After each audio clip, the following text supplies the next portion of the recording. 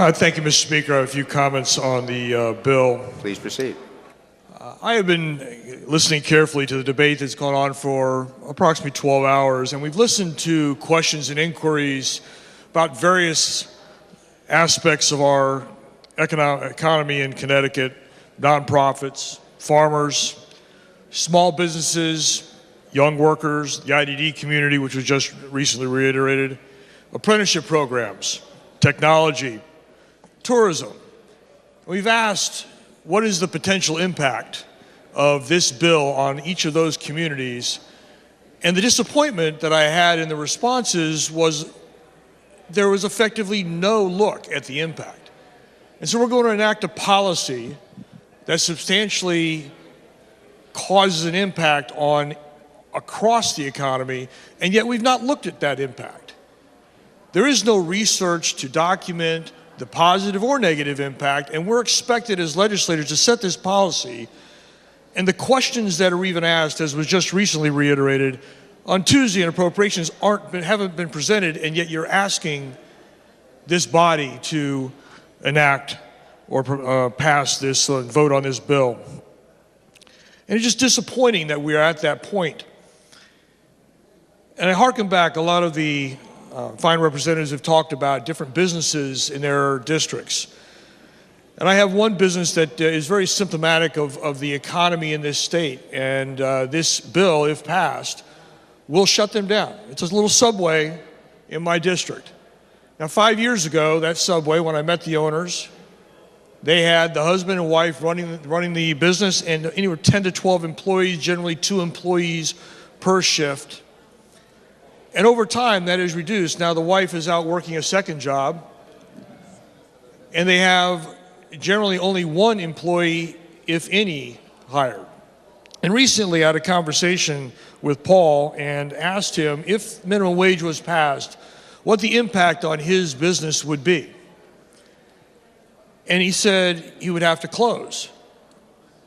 And the reason is, now you think about this, his store is open approximately 100 hours a week. His entire labor budget for all the employees that he has is only 50 hours a week, which means that he is there running his business, which as a business owner he does. But you compare to where he was 5 years ago. 5 years ago, 10 to 12 employees, 2 employees per shift. Now he's down to 1 or none. And if we pass this law, that store will close. That is symptomatic of our small businesses in this state, who will be substantially negatively impacted by this minimum wage that we've already heard today has no basis in fact or research of where that number came from.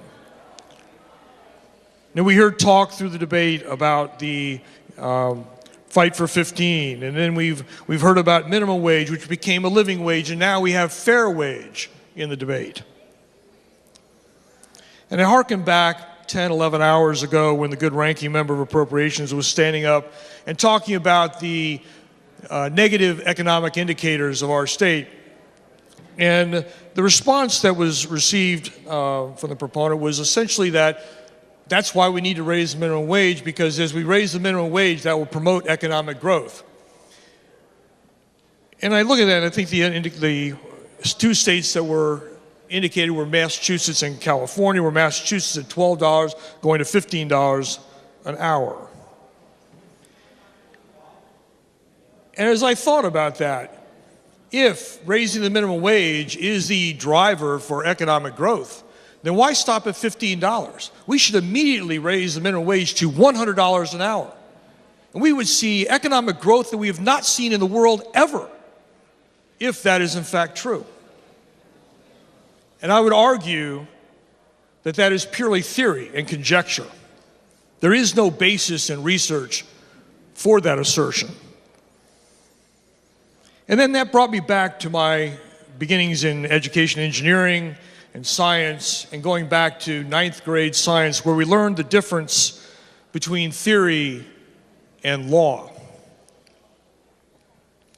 You see, a law, how do you get to a law? You start with a theory, and you put that theory to practice, and you gather data, and you analyze that data to validate the theory, And over time, you have validated the theory with enough specificity and enough conviction that it now becomes a law because it's been repeatable.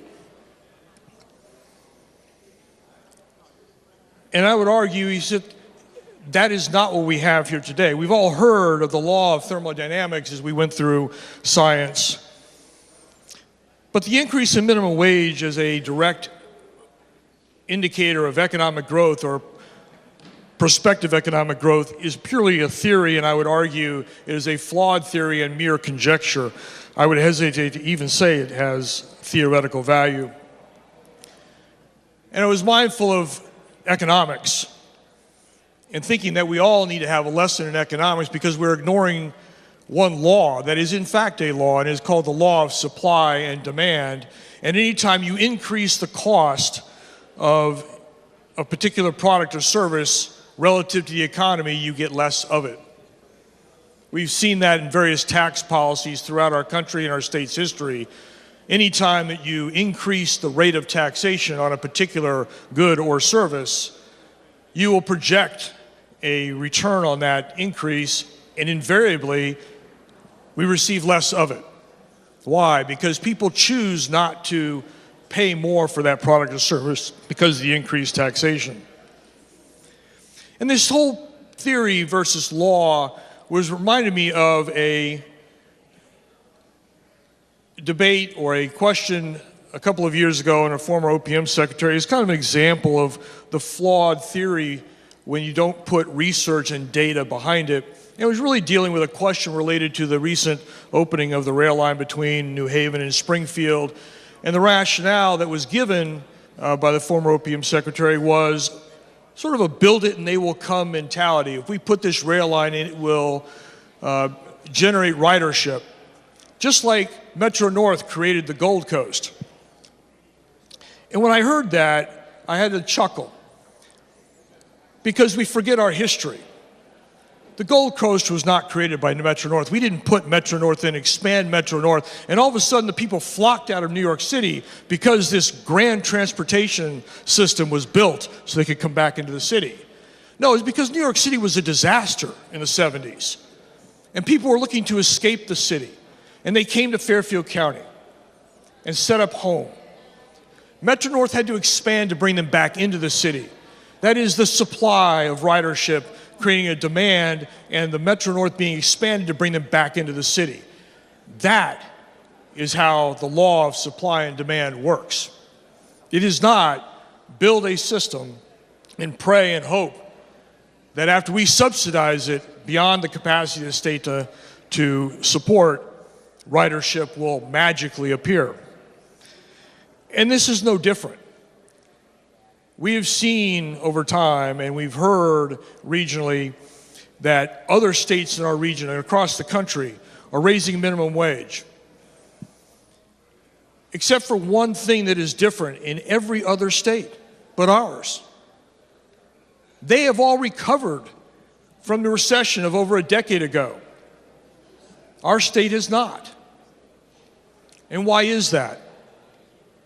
In a practical sense, we did things exactly the opposite of the other 49 states. The other 49 states did things that promoted economic growth. They lowered taxation. They reduced regulation. They gave opportunity for businesses to grow, which is how economic growth happens, not by increasing a wage rate. Because the return to government on any increase in wage is at most 7%. Why is that?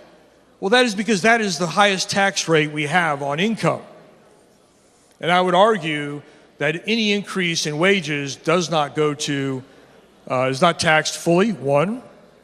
It is not spent on things that are taxed even at the 6.35% sales tax rate. So the return is something less than that. So for every dollar of increase, we get less than a 6% return. That is not a sustainable policy to expect. And as I look at that, what did we do over the last decade that caused us to lag behind, not just across the country, but even our neighbors in New England? We increase taxes, which is the exact opposite of what you do if you want to stimulate economic growth. Everywhere that we see states that have recovered and we see economic growth, you are lowering the cost of doing business, and one of those things is taxation. And we did exactly the opposite. So it is no surprise that we have continued to lose jobs. It is no surprise that our economy has continued to lag. And now we are going to effectively throw people overboard and stand here with a dead weight in our hands and hope they can tread water. And this is taking everything out of, not even counting the other things that will have a negative impact on our economy.